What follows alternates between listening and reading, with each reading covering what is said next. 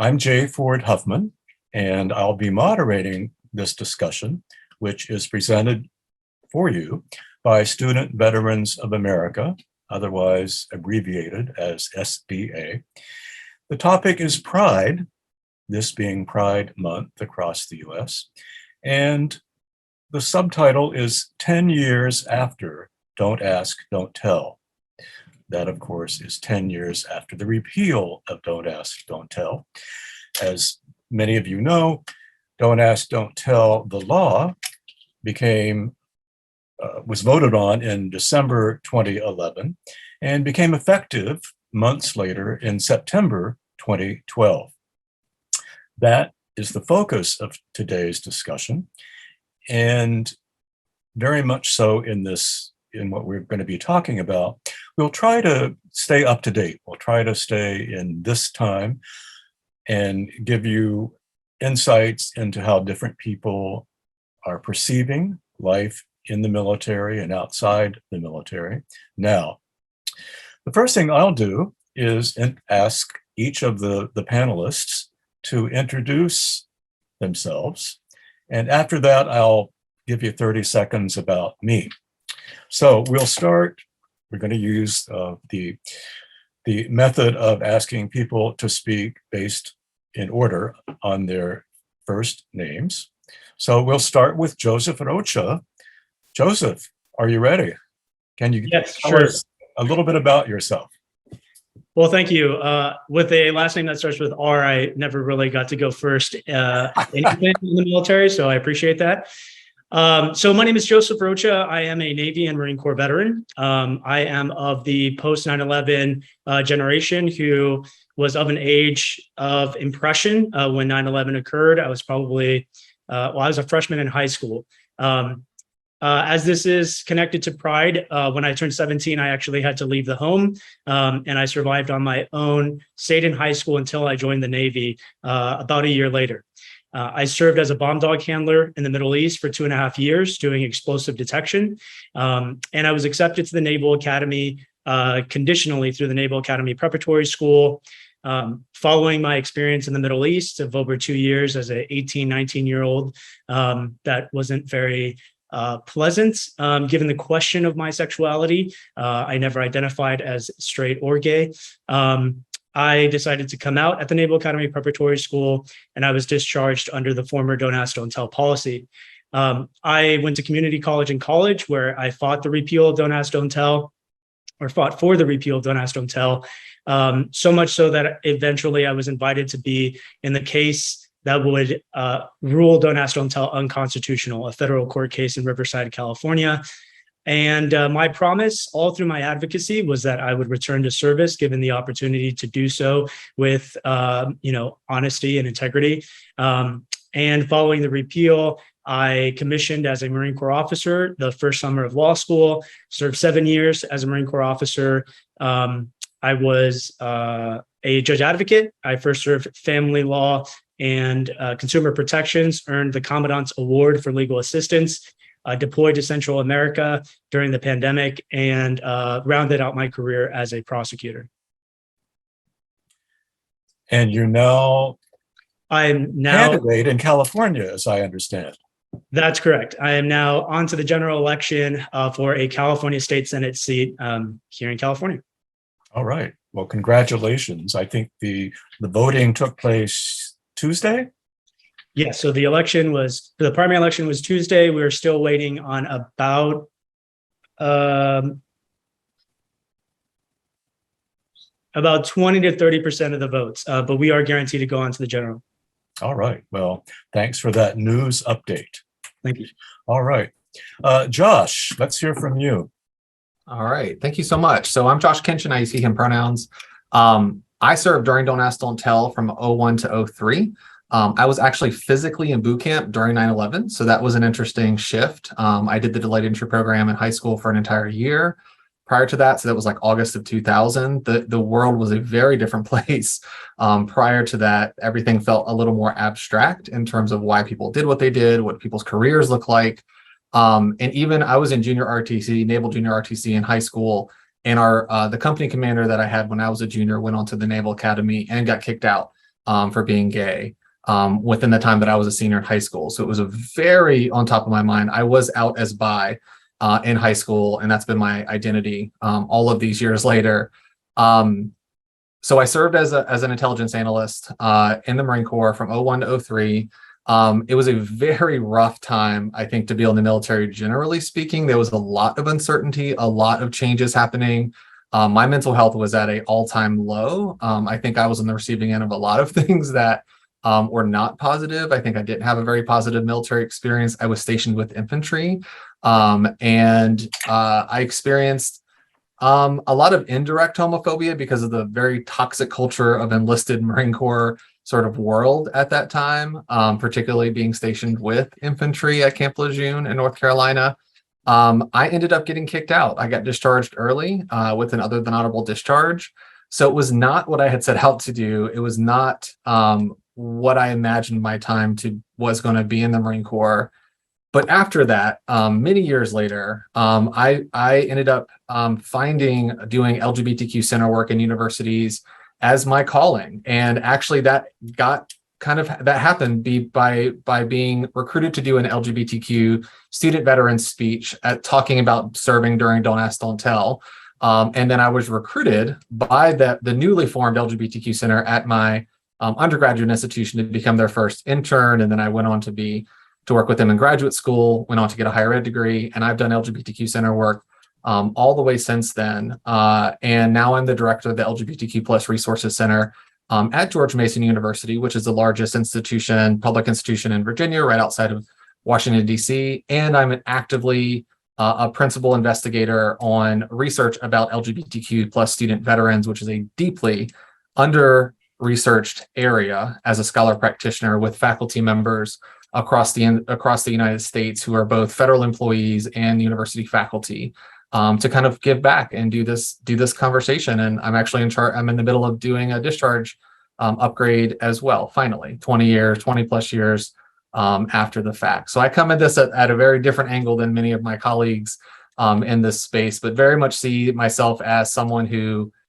I'm much more of a Marine now and upholding the core values of honor, courage, and commitment than I ever was when I wore the uniform. So I'm excited to be here and be part of the conversation.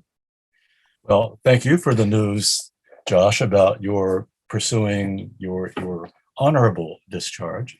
And I might add that I hope that SVA's research into student veterans has been and will be helpful to you as you pursue more research.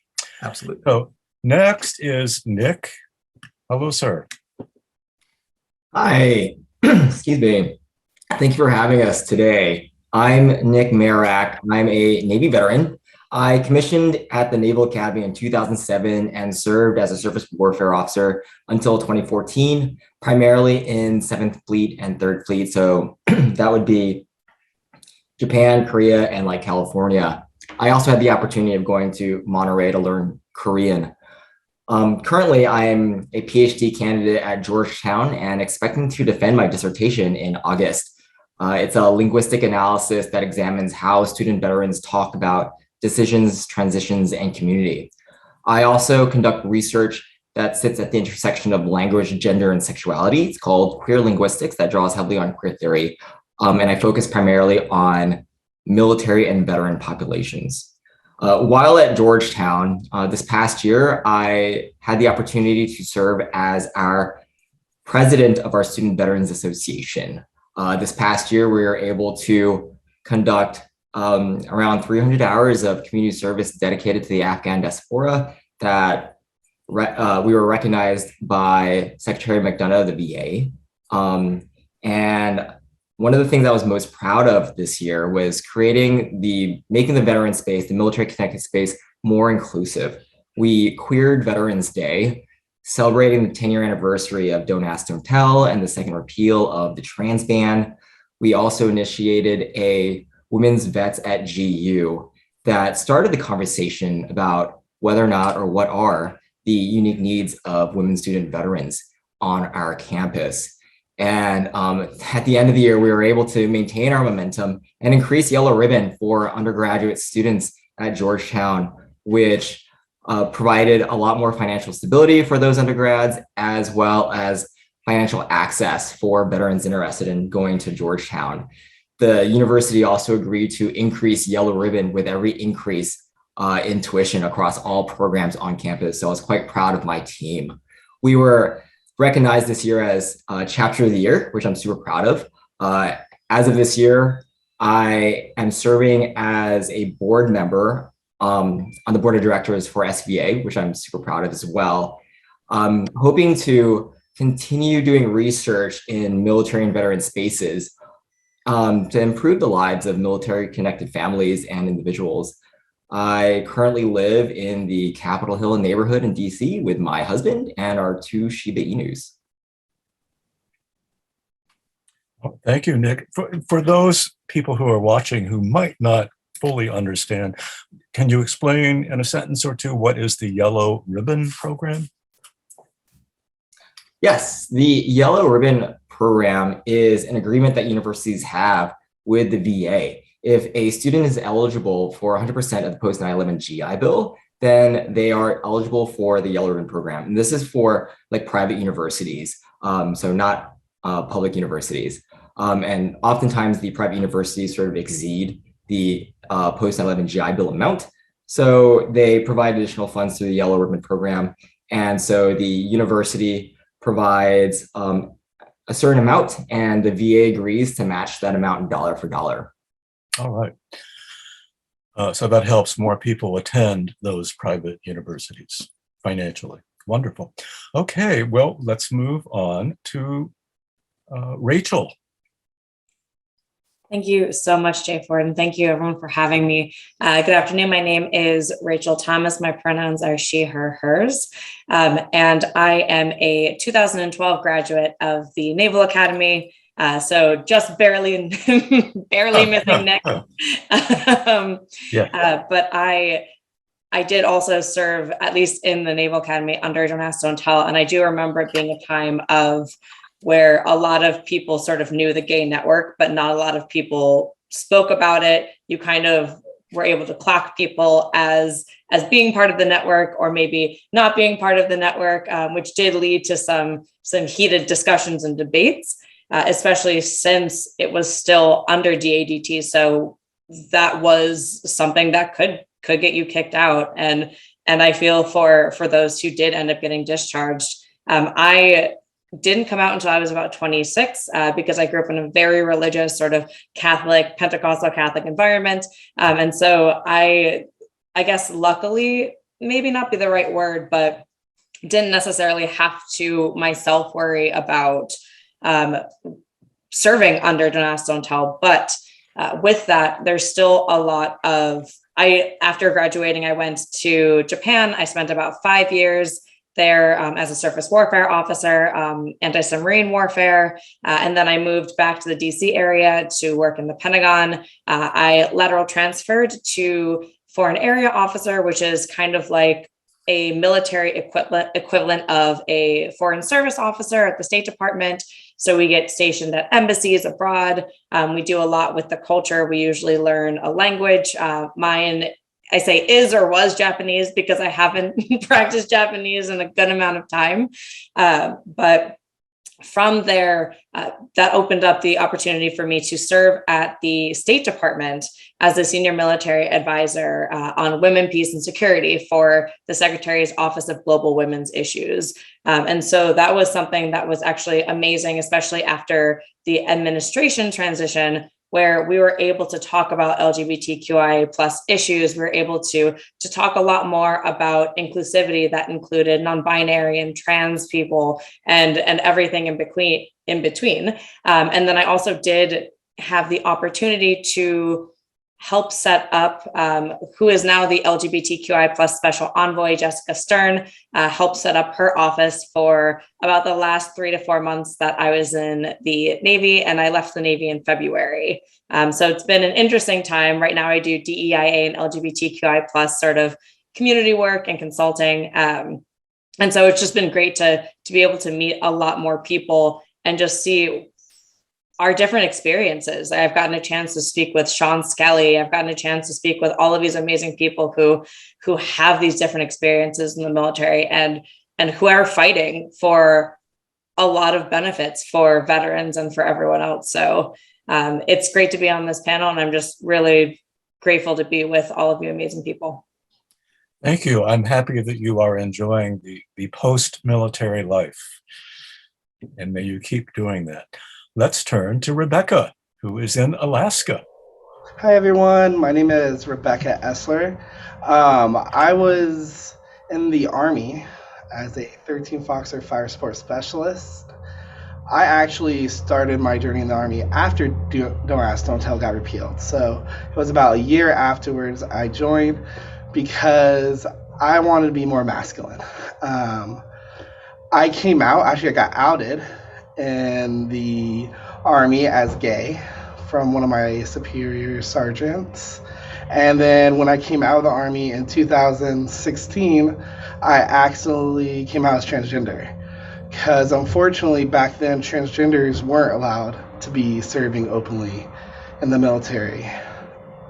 So it's been a kind of cool journey. Right now, I am on a board for Transgender American Veterans Association as a director of partnership and collaboration. I'm also, well, kind of outgoing SVA president for my chapter up here in Alaska at the University of Alaska. And then I'm also Miss Trans Alaska. And I just competed in the Miss Trans USA pageant last 2 weekends ago in beautiful Milwaukee, Wisconsin. So Sorry, I shouldn't have laughed. it's a weird place, right? It was kind of funky. It was kind of cool. I'd never been to Wisconsin. It was beautiful. I got Miss Congeniality. I didn't win, but it's opened a new door. And it was great because I get to be the only veteran that was in the field, and I brought veterans as my platform, for sure. All right. Well, I should explain that I was laughing not because of Wisconsin, but because I was expecting you might say that the pageant was held in Atlantic City, or someplace where we associate pageants such as those. But congratulations on being Miss Congeniality. Some people say that that is even better than being the title winner. So before we go on to the other questions, I'll tell you briefly about myself. Like Nick, I am on the board of SVA. I've been on the board for, 4 or 5 years, I think. Time passes when you're having fun. Prior to that, I was on the advisory council for SVA, and before that, I volunteered at SVA events and became associated with student veterans because I live near the George Washington University campus in DC, and noticed as I was walking through campus, noticed a flyer asking for volunteers for a GW veterans gathering in which they needed help. I volunteered, and the next thing I knew, I was hosting veterans in my guest room here in my home, and that led to one thing and the other. I might add that as a gay man, I have used my work with student veterans as a way to let people know in that space that, yes, I am gay. I have been a gay man who was asked to speak at the Marine Corps War College in Quantico. I've spoken several times at the Defense Information School at Fort Meade and in other venues. So while I have never served in the military, I am a veteran of many other things, including trying to make sure each of us has equal rights. That said, I wonder, I'm going to ask this question, and this will be one of those questions that I'll ask for a brief response from each of you for. Here we are 10 years after you've just told me and our other viewers about your experiences. What's your advice today? What's your advice to a gay person, an LGBTQ person who is considering enlisting or commissioning in the military? What do you tell them?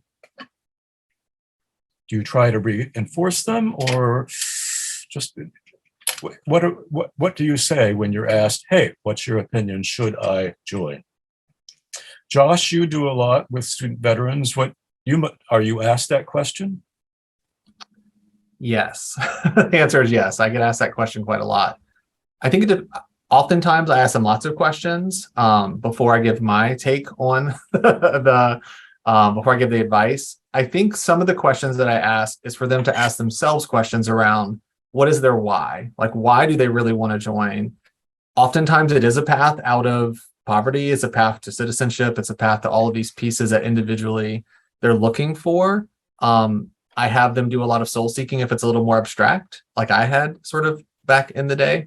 But more than anything, I have, particularly if it's a person who is multiply marginalized in a number of ways, if they're someone who is a person of color, if there's someone who is gender variant or gender diverse, if there's someone who doesn't have a strong support system otherwise, that they need to be critical of their choice in terms of they're going into a system that is deeply imperfect, that may be improving, but also they're in a closed system in terms of the power dynamic is very clear in terms of what they can and cannot do, and it is not a choice they can get out of easily or in a good, positive way until you complete your term of service.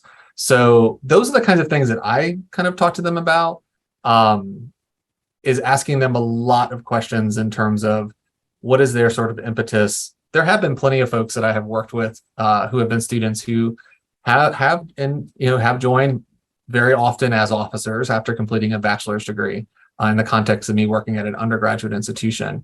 But those are the kind of things that we talk about, is really about what is their intention, what is their about choice of branch, about how they want to go about doing their career, what do they want to do, what job have they done, how many veterans have they talked to, how many active duty folks have they talked to, so they get a really clear idea, just like advising them in any other career choice, around having very clear-eyed and informed opinions about what they're about to get themselves into, because it's not a casual choice. Well, those students who ask you for advice apparently get sound advice from you. That those questions that you ask them seem very relevant. Joseph, what about you? You've certainly gone to college campuses after being discharged. And I assume that in your current role as a candidate, you might still be asked about, should I join the military? What's your answer? I would never hesitate to encourage somebody to enter the service, even given all the many challenges that I faced. It is, being a Marine is one of the proudest things that I can say that I am. And it definitely shaped who I am. You'll see in my campaign and my messaging and my vision, our core values are right there. And in fact, in the essay that I contributed to your book, it actually was called something to the effect of "Don't Ask, Don't Tell" is contrary to our values, right? I guess you're going to find it now, but yes.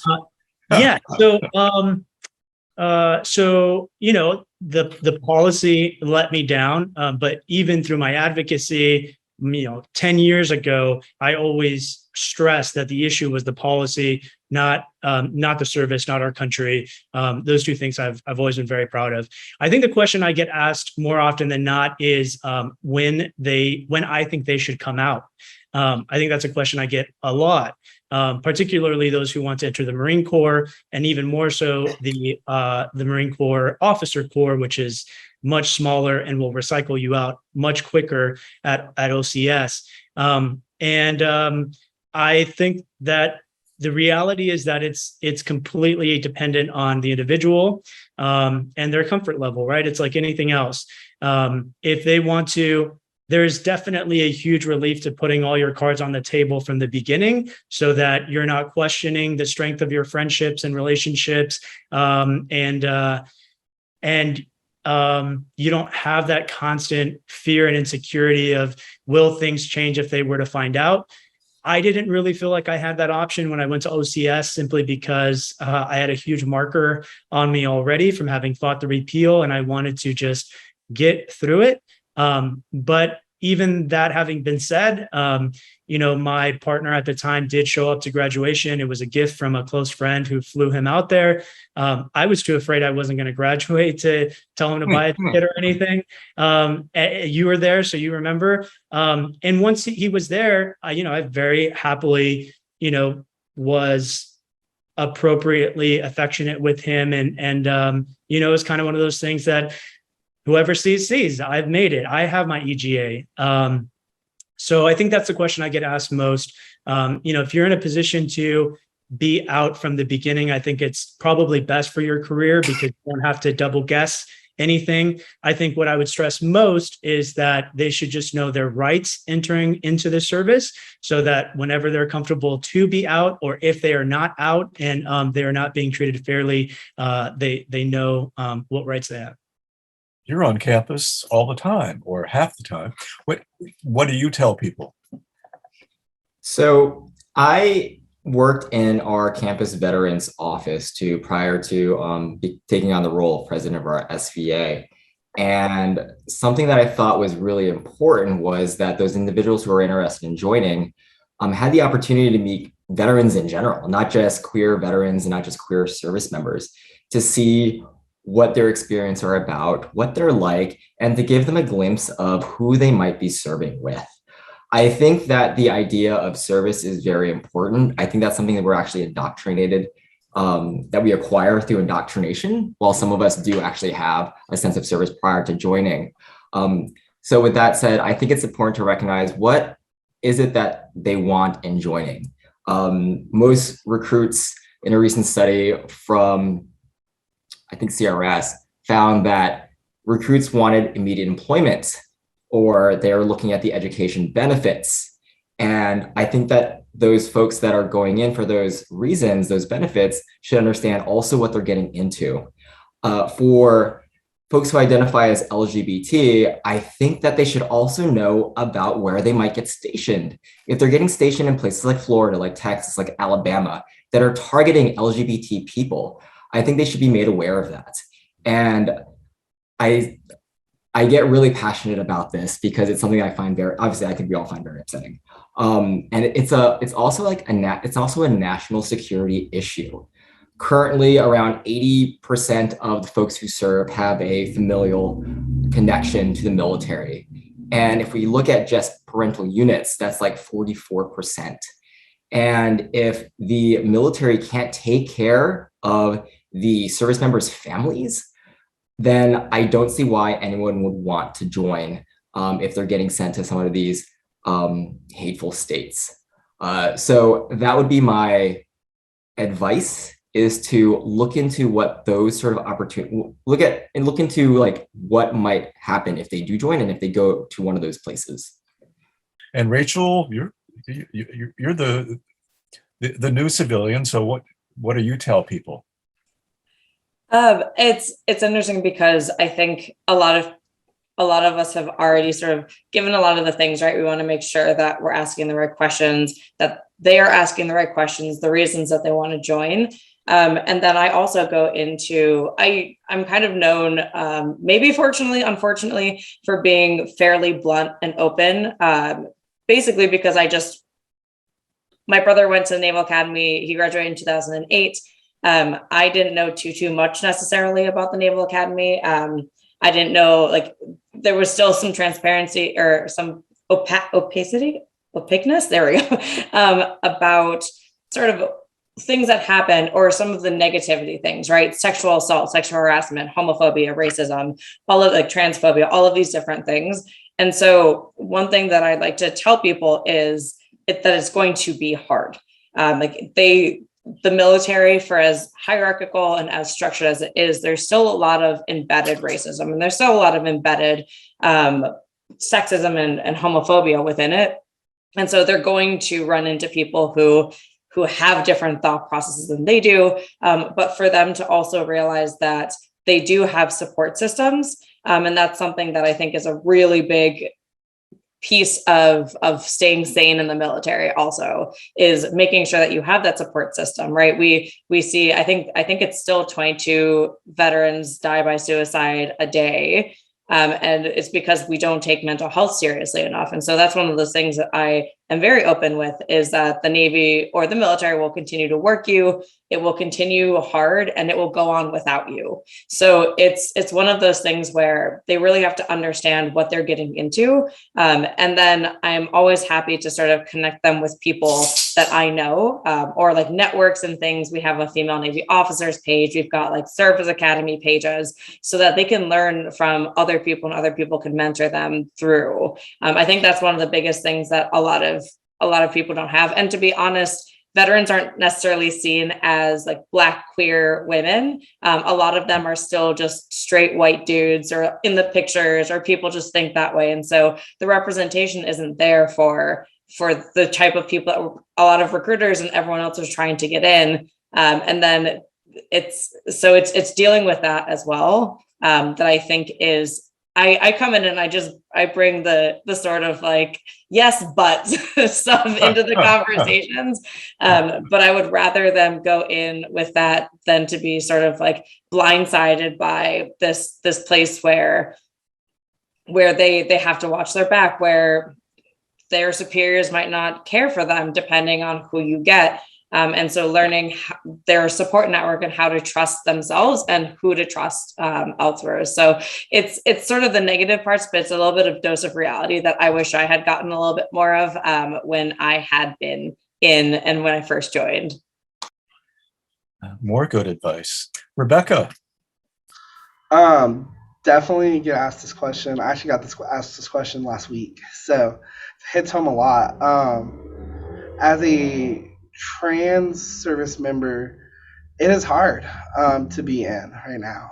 Even with the repeal of the trans ban, it is still hard because you don't know what's going to happen. Every 4 years is a presidential election. Every 4 years, the House and Congress change hands. Will they pass it? Unlike the repeal of Don't Ask, Don't Tell, where there was a congressional movement, there has been no movement on the transgender ban.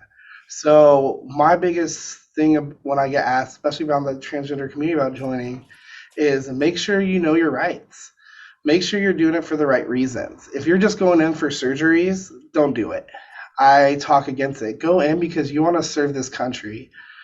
Most of the time, transgenders join the military forces to prove that there's something that everyone else doesn't think they are.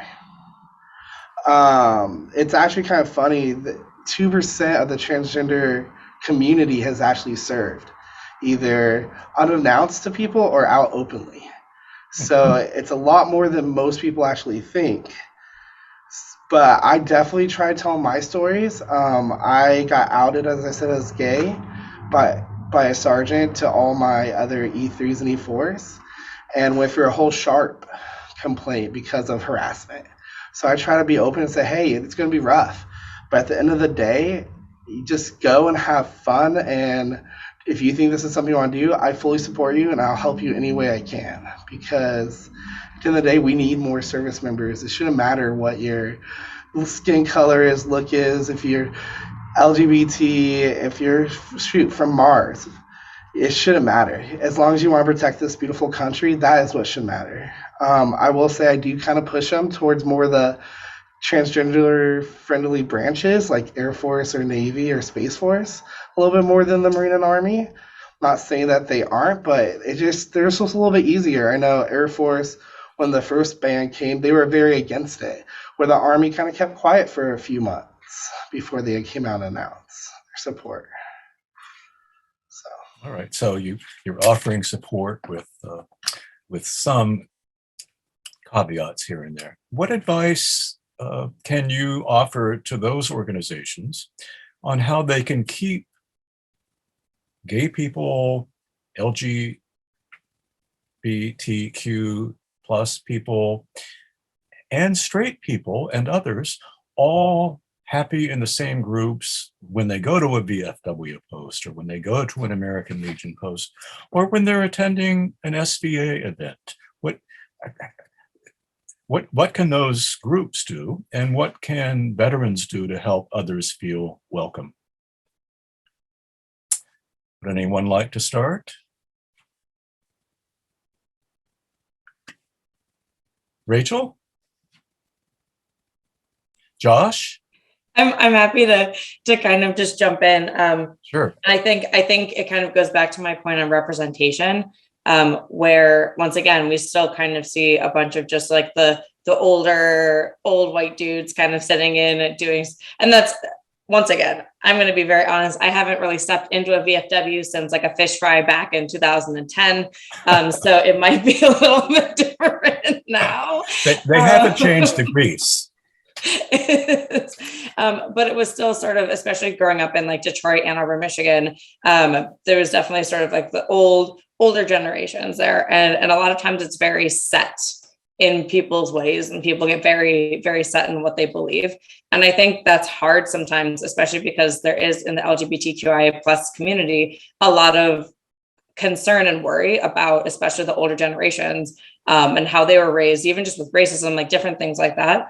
And so I think it's these communities, like the veterans communities, reaching out and sort of sharing pride posts, sharing inclusivity posts, sharing different things on like veterans. Like there's a whole VA LGBTQIA plus network, and there's one for women. There's like the healthcare stuff as well, but pushing those things to make sure that people know that they're all being welcomed in, and that it's not just, oh, you know, if you got out and you served in 2005, like here's the things that you can get from being in like Iraq, or like, oh, if you are LGBTQIA plus and you've suffered stress or you've suffered PTSD from being in the military, we can upgrade, as Josh was saying, we can upgrade your service disability, and we can upgrade and actually acknowledge the things that have happened. So I think that sort of openness and that sort of, honestly, it's kind of PR, really public relations stuff.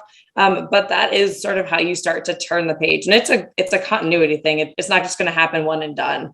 I know I get asked a lot of questions like, how can we bring women into like like, how can we bring like lesbians into the space? How can we bring like women of color and stuff into the space? And a lot of times it's sort of that long process that you have to do. And then maybe you might see one, and then you won't see any for like the next 4 meetings. And then you might see what like same person or different, but that ends up becoming a trajectory. And then a year later, everyone's suddenly like it's completely turned, and you're like, how do we get men into here? Because it's all just lesbians.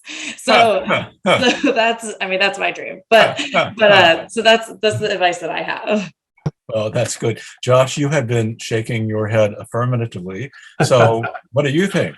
I agree wholeheartedly with Rachel, and I would extend your point and say yes, and to all the things you said, and say, but that has to come along with the work. Like, are you doing the work to educate yourselves around what this is going on? And maybe you want to invite an LGBTQ plus student veteran who sits in the middle, that they speak both languages, right?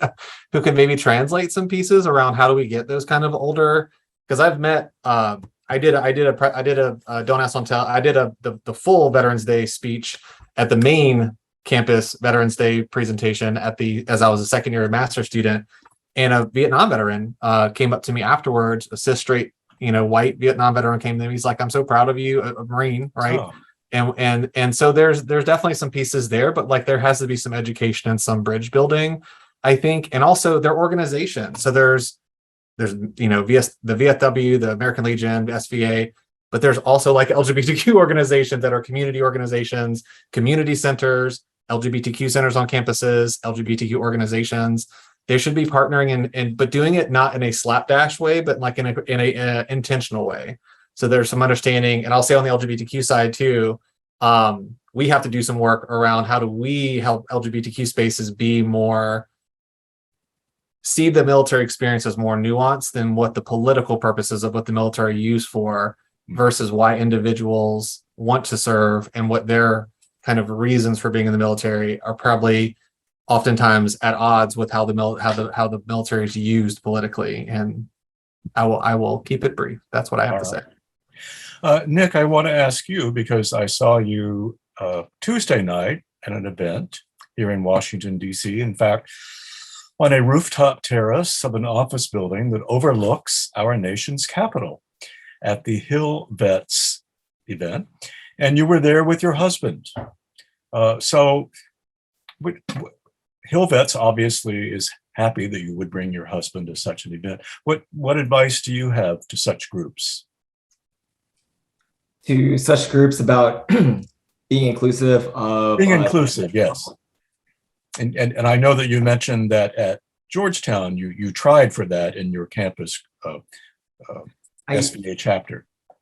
I did, yeah. So back in 2019, actually, is when I really started getting involved with our SVA. That wasn't that long ago. It just seems that long ago because of the pandemic. I organized an event on campus in collaboration with the Veterans Office and the LGBTQ Resource Center at Georgetown. I also have to note that Georgetown is the only Catholic university in the country that has an LGBTQ Resource Center. And through that collaboration, we hosted an event called The Lived Experiences of Transgender Service Members and Veterans. We had 80 people attend. We had 14 people, or a little over 14 people attend from the Naval Academy. So I would say this was like widely successful. And we were able to do exactly what Josh was talking about and educate the broader community about the nuances of the different people that choose to join the military and who we are. And I think by talking about our diversity, we can bring more people into these veteran spaces. And I believe like military writ large has like a recruitment problem right now, probably because of, I don't know, historical discrimination against homosexual people and transgender people and women in general. And those need to be talked about, to talk about how we are reconciling all that history and serving as queer people in the military. For VFWs, I think that it's challenging in a different way. Their memberships are a lot older. I think that they strive, they cling on to that veteran identity, that military identity that they acquired years ago. And so they come together in their like community centers. I got to work with one of the VFWs in Virginia when we were doing work with the Afghan diaspora. And so I saw it's a lovely community, but to be quite honest, I don't imagine myself going and drinking on a Friday afternoon and driving to Arlington to do so. But I do think that through community service with them, I got to learn more about them. Not only did I bring members from Georgetown who are veterans, we also brought our civilian allies to learn about who we are. But about the VFW and these older VSOs in general, I think figuring out how younger generations of veterans establish community is really important. We find community online, social media, in our neighborhoods, through other networks, through our professional connections, through CrossFit gyms, and other things like that. And they're not always tied strictly to our military and veteran identities. And I think that's something that they might have to reconcile. For organizations like SVAs on campus, I think that there is like an immediate benefit to joining one of those, because you'll have to come to them if you want to talk about how do your benefits work, or how to navigate the university, or some even housing. Students come to us at the Student Veterans Association at Georgetown to ask about where to live. So there's a need. I'm not quite sure I have figured out what that need is for me in looking at some of the VFWs in the area. All right, we'll get back to the VFW. We're almost out of time, but we have a few minutes left. So I want to make sure that if Rebekka or Joseph have input on what I've asked about how can different groups be more inclusive. Joseph, you probably even visited some veteran organization, fraternal organizations during your campaigning. Any tips for them? Well, I mean, I think that we are our own best advocates, right? So we need to be in these spaces speaking for ourselves and being positive examples of service and of leadership. So, you know, I think that's the first step. I want to, you know, very strongly encourage the bond between younger and older veterans. We will not be young forever. These veterans have served their country, probably in many ways, just just so valiantly, right? We don't have to compare wars, but those were definitely very ugly wars that they served in. So we owe it to them to take care of them. I very much encourage anybody who hasn't had a beer at their local VFW American Legion to do so. It means so much to them to see younger people in their spaces. I do it all the time in arguably one of the most conservative pockets of the state of California.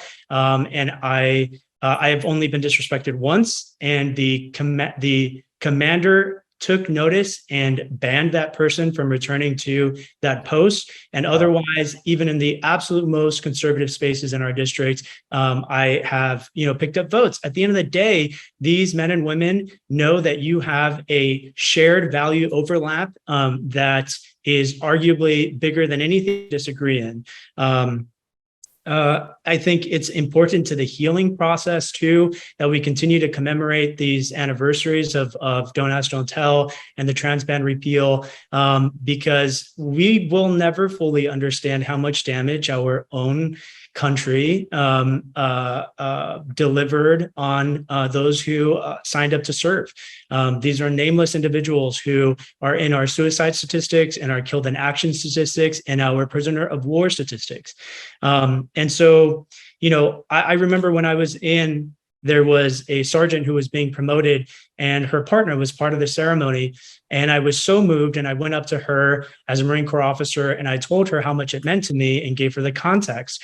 And she seems confused because she lives in a post Don't Ask, Don't Tell universe. And I remember thinking to myself how bizarre that was, how quickly that had happened, and was encouraged by the fact that that was the goal, right? That no matter what we had experienced, we would see a future that would never know or never have to experience that. But just a few years later, here we are, and we see all these attacks on the LGBTQ community that directly affect our service members. So it is never ending. We always have to stay vigilant. General Lejeune's dream was that we would all go back to our communities, take the values of the Marine Corps, and make our communities better through it. And I'm proud to be on this panel with such great examples of veterans who are doing just that. Well, thank you. Rebekka, anything to add on the question? There's definitely not much more to add. They pretty much answered it pretty well, but I would say it is us, going out and speaking. I know we've had VFWs here in Alaska. They're actually a little bit more younger than most actual VFWs and American Legion posts, because Alaska is where everyone goes to retire, I guess, and live. But they have reached out now to our VA here as a local transgender group, and they asked us to come talk to them, not during Pride Week, not during any veteran group, but just on a random month, so that we can meet their members, and their members can ask us questions, and we can answer them, and we can ask them questions. So it's building those communications and getting out there and really letting everyone know who we are, and building those safe areas for us by building that bond, because we all have a bond as veterans at the end of the day. We have all served, we've all had each other's back, and that's the biggest thing. I know for me, when I came out as trans, all my civilian side friends, I lost a lot. But my military brothers, they didn't care because they knew I had their back. So that's the bonds we got to keep building on. All right. Well, I want to mention the VFW one more time, only on a personal note. A friend who's a retired Army Lieutenant Colonel, veteran of OIF, OEF, volunteers once a month at a VFW post in Arlington in Northern Virginia. And this Saturday, during Pride weekend, he's invited several of his gay friends to come to the VFW post and have a drink. So we'll see what happens. I have been there before, and they're pretty receptive. My last question to each of you requires only a one-sentence answer. If you had to do it again, would you serve in the military? And why? We'll start with our first person, Josh. Wow. So I think the most honest answer is I don't know. I don't know, because I had such a negative experience. And perhaps if I had joined older, if I had been able to go to college first, if I had access to that, things might have been different. So I think the answer is it's complicated. All right. Joseph. I've already answered this question, right? I'm giving you another opportunity. Yeah, I returned to the service. And I did it for two reasons. One was because I wasn't done with my career and I wanted to choose when it was over. And two was because I understood the value, particularly during a transition period, for the safety of our service members, for there to be out examples of positive leadership in the ranks. And, I was doing the math today. In a 10-year active duty career that spanned 17 years, I never had a boss who was not a Caucasian, cisgender, to my knowledge, male. So that has a huge impact on our troops, or on our Marines. And so, I'm glad I got to shake that up a little bit for a few years. All right. So we'll move on to Nick. Yes, absolutely. I think that's pretty much what I'm doing today, and continuing to advocate for our service members, our veterans, and all of our military connected community. I remember what the military did for my father, who joined the Army, in facilitating citizenship, the opportunities it provided for our family, as a person of color, as a queer person of color. I think that we need to also be represented in these institutions if we want to see these institutions change. I did not go to the Naval Academy at the age of 17 or 18 with that mindset, obviously. But if I were to be able to, I would like to think that I would do that as well. Thank you. Thank you. Rachel? I would go with Josh and say that it's complicated. I think one of the things that I thought about a lot is there've been a lot of times where people ask me if I went to the Naval Academy, would I do it again? And usually it's an absolutely not. I would, and in that course, I would say I would have rather gone ROTC to get a little bit more of the less closed in and more the actual understanding of a lot more of what your sailors go through, what a lot of other people go through in sort of these collegiate areas, or just life itself. But if there was knowledge, if I had some sort of knowledge that I would be in the same place as I am now without going to the military, I would probably say yes, so that I wouldn't have to deal. But also because of my path, it has opened up a lot of things to me, and that's why I'm in DC. That's why I have an amazing partner. That's why I have all of these different things. So yeah, it is complicated. Well, many things are. And now we turn to Rebekka. I absolutely would redo my military service. I would love to actually go back in if I could. It was, even though I had a lot of hardships, I went through a lot of trauma, I went through a lot of other things. At the end of the day, it made me better of who I was. It gave me a direction that I wanted to make sure I could see happen. And honestly, it let me be who I want to be, and made the naysayers I didn't have to listen to anymore. So I would love to rejoin if I could and do it all over again. Well, thank you all for participating in our discussion today. Thank you for speaking out today. And thank you from this SVA board member. Thank you for continuing to speak out and to be yourselves and to show other people that the world is not like them. The world is full of many different people. Thank you very much. And thanks again to Student Veterans of America for allowing us to have this discussion.